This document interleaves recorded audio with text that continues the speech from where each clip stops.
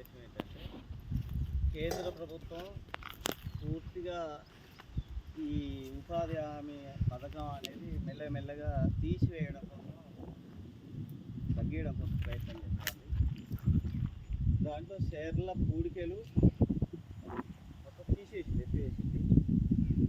పూడికలు అనేవి జంగల్ కంటే కూడా తీసేసి ఇవన్నీ తీసేయడం ఉద్దేశం ఏంటంటే షెర్ల పని కనుక తగ్గితే సగం పనులు లేకుండా పోయే ప్రమాదం ఉంది.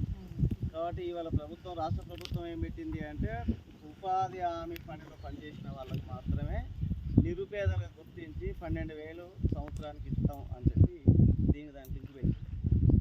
కాబట్టి దీనికి లింక్ పెట్టింది, పని ఎత్తివేసింది.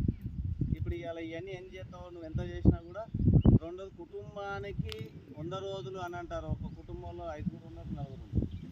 కాబట్టి ఒక మనిషికి ఒక కంటికి 100 రోజులు పని కనిపించాలి. ఒక మనిషికి